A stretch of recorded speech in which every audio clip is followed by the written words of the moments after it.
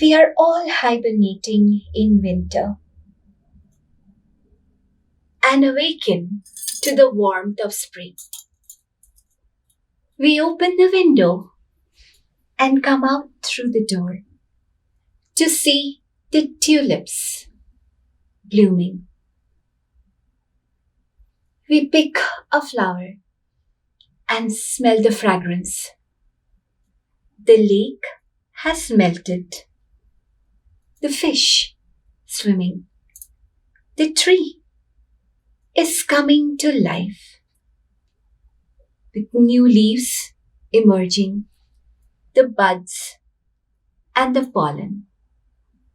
The birds sing in the hidden nest and fly to come and sit on the branch of the tree. Our guest today is touring artist, Odissi dancer and teacher Mouli Pal. Since 2008, she has fully devoted her life to Odissi dance. She also says that it is through her dance that she is able to reach her inner self and realize her own life.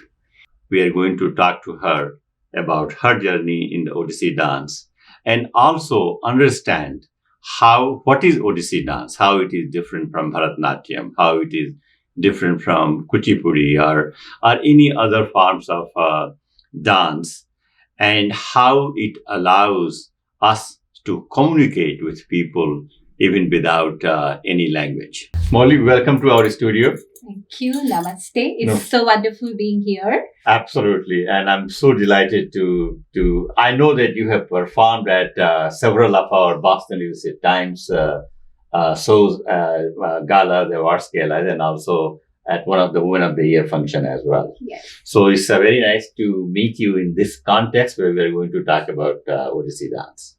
So you have performed in Europe, in India as well at various dance festivals. Yes, so in Europe, there is an organization called Blip Collective in Austria. I've been going there almost every year, haven't been there past few years due to the pandemic. So that's also a place very close to my heart. It's a small village in Austria called Ladendorf. And there I would go and meet, and sometimes artists would come from different parts of the world and we'll create work together. I particularly work with the directors there, Emma James and Rainy Kopp. So they are wonderful people. I would say we're very much connected through the art form, through our values, through our lifestyles and life goals. So it's a wonderful way to share. And when you live in the community, and that's what the touring artist aspect of my life allows me to do. That seems like a wonderful life. Now let's come back. I have watched your performance in many places, some of our own events actually. But for some of our viewers and readers who have no concept, what is this Odissi dance? So if you can just explain in a layman's term what it is and how it is different from other forms of dance. Okay. So in India, we have a rich tradition of 8 Indian classical dance forms originating from different parts of the country. All of them have the same goal, that is to reach, it's a prayer. All of them are prayer. So first, what are those 8 forms? I would love to know that. So we all know about Bharatanatyam. Bharatanatyam, sure. That is from the Tamil Nadu, state of Tamil Nadu. Kuchipudi from Andhra Pradesh. Kathak, North India.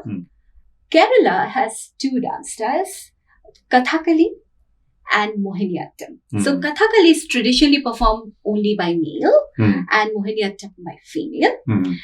And then we have Odissi, Eastern India, Manipuri, Northeast, and the newest one to have gained recognition, but it's been still 10-20 years, I would say, is Kshatriya from Assam.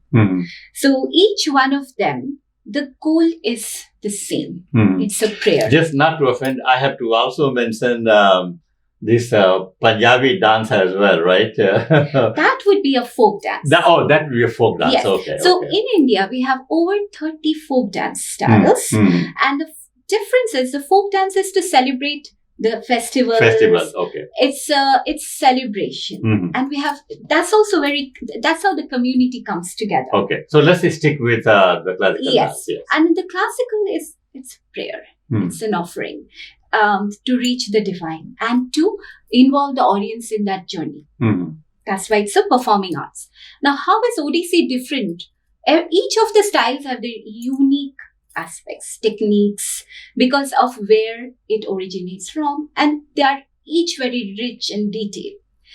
So, how Odissi is different from, say, Bharatanatyam or Kuchipudi?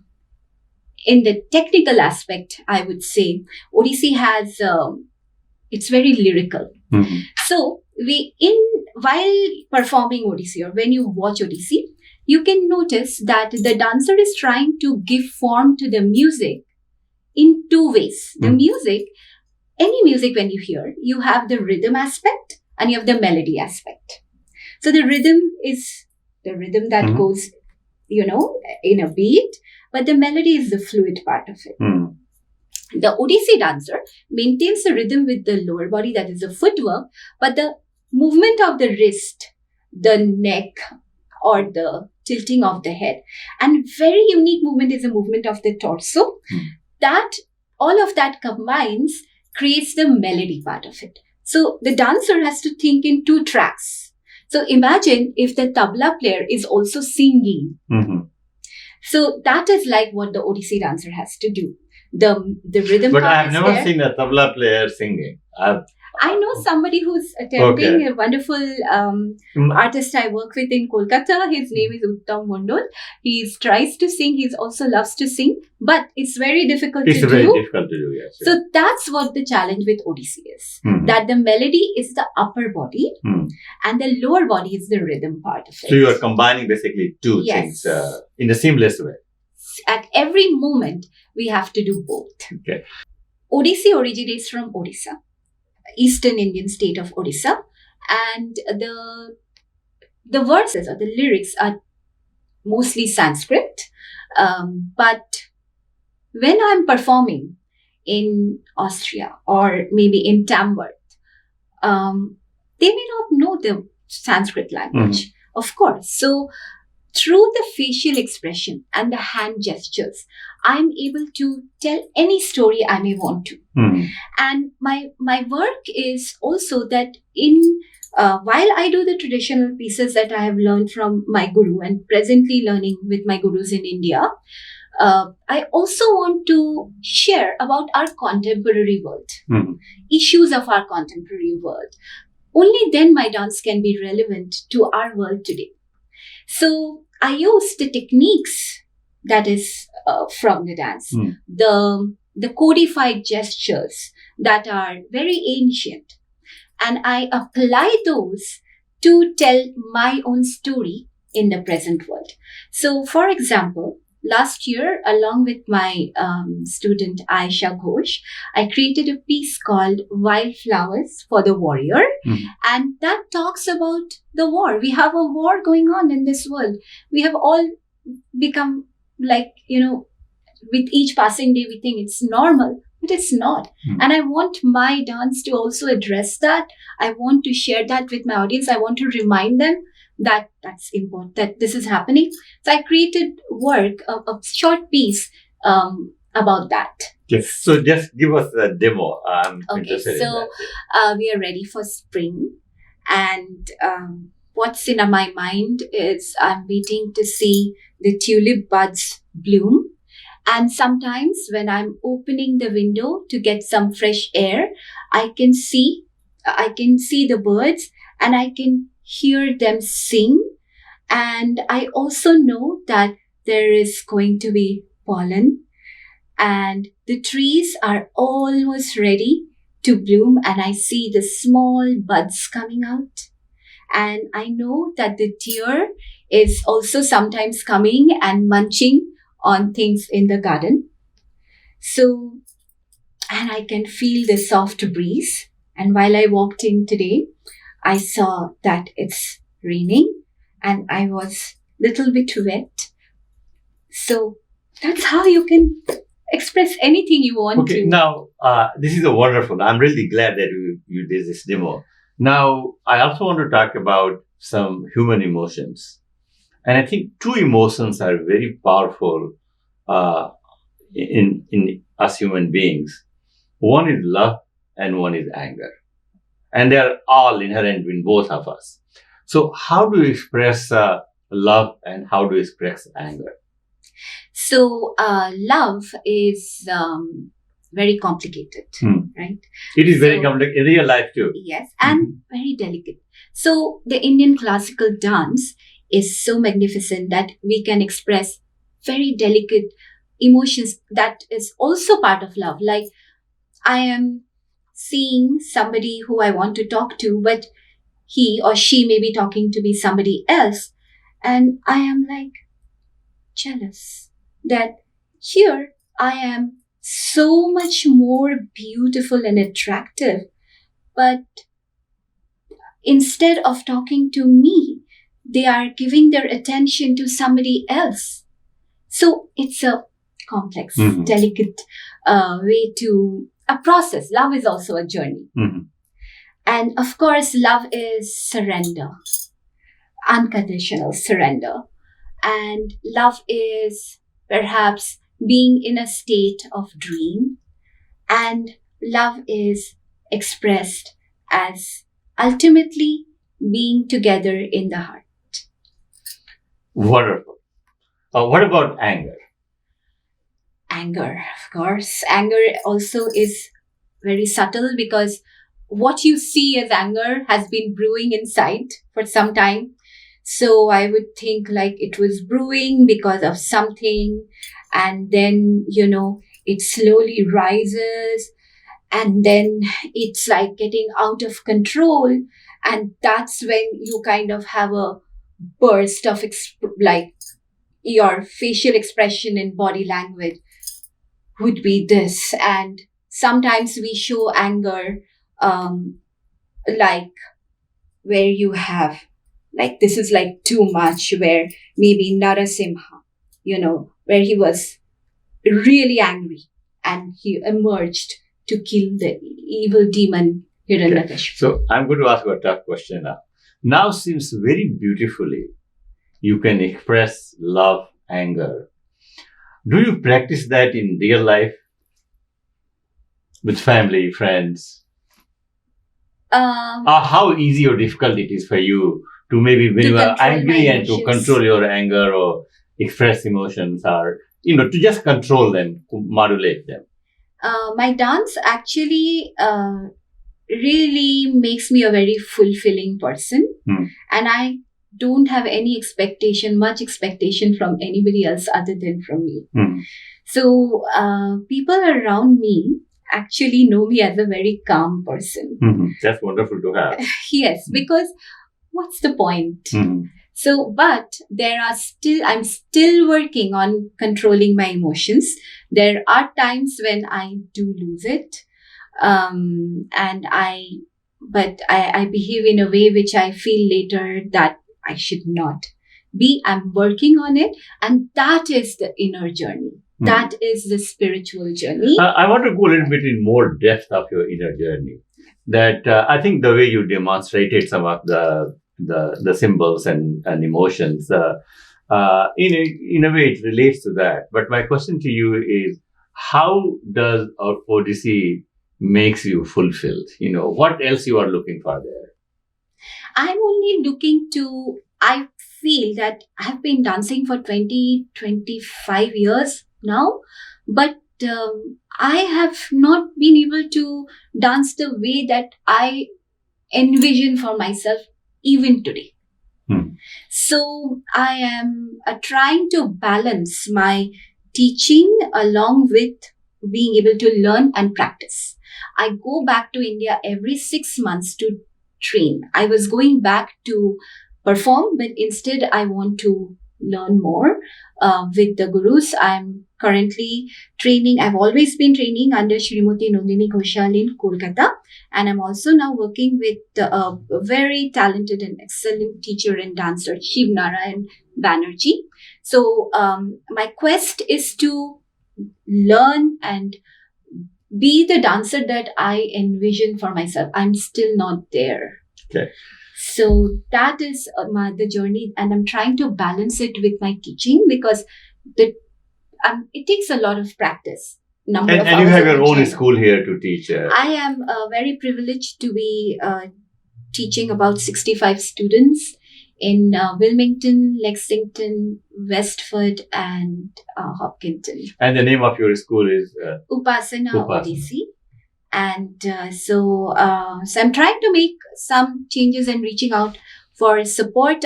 Presently, I'm working with Karen Brockelbank, who is supporting me in the background and doing everything else so that I can practice. So I'm extremely grateful to Karen for taking up a lot of the administrative communications part of my work so that I can practice. So now earlier when we were talking about different type of dances, I want to come back eventually, but my first question right now is, you said in some dances are only for males, some are only for females. What about Odissi? Yes, Odissi is both male and female.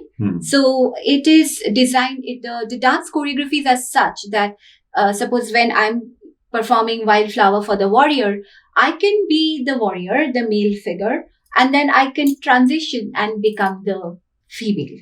So, and the nritya, the pure dance part of it, it doesn't matter whether you're a male or a female. So of your 60, 70 students, how many are male and how many are female? Sadly, I do not have a male.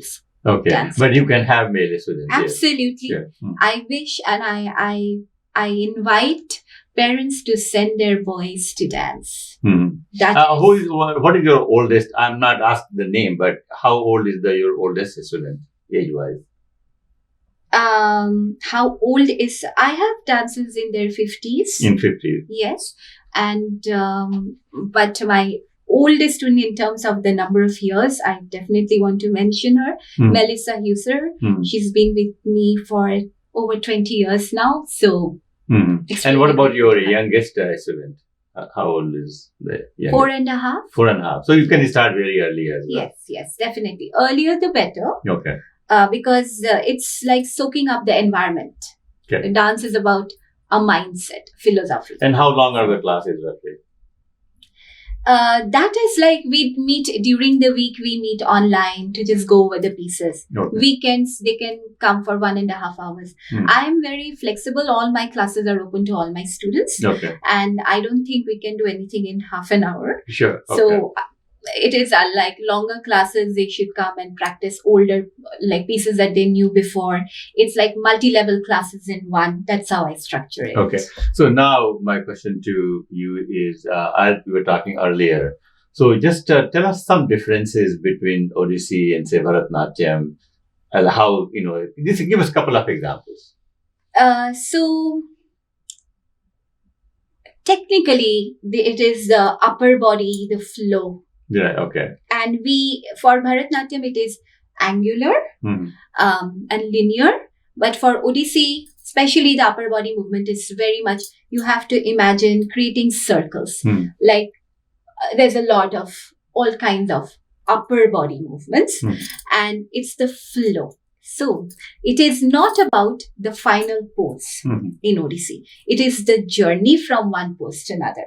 So I always tell my students that it doesn't matter where you have reached, you have to reach a precise point, but how you are executing that, how you are going from one point to another, that is very important. So now, as you were saying, I'm visualizing also the Kathak dance. Kathak. So that also sounds very familiar too, because there is a movement in the entire body and a lot of expressions. Kathak is extremely rhythmic. Like the rhythm is the most important part. And Kathak dancers, they will say the bowl, very detailed tal, that is what Kathak is about. But they are also storytelling. So like I told you, it is like saying the same thing using different languages. So it becomes like a more different language, exactly. talking about the same base thing. Exactly. Excellent. Now, what are some of your upcoming programs or things you are planning? Spring is looking very interesting. So I will be in Tamworth for a week at a residency. And I have recently started a new group of training a new group of dancers in Hopkinton. So on April 7th, the Hopkinton Center for the Arts is presenting me and at a solo concert. So would invite everybody to join that. And I will also be joined by the students who have started learning in Hopkinton. So please do come. It will be performed at the Hopkinton Center for the Arts. And I also invite everybody on March 23rd, Springfest at Chinmaya Mission, where 65 Odissi dancers will be performing. This is in Chinmaya Mission in Andover. Chinmaya right? Mission, Andover, March 23rd from 5:30. It is a true delight to watch so many dancers. So do we have so many Odissi dancers here in Massachusetts? Yes, we do. We do. Okay. That evening, 65 dancers will be performing Odissi.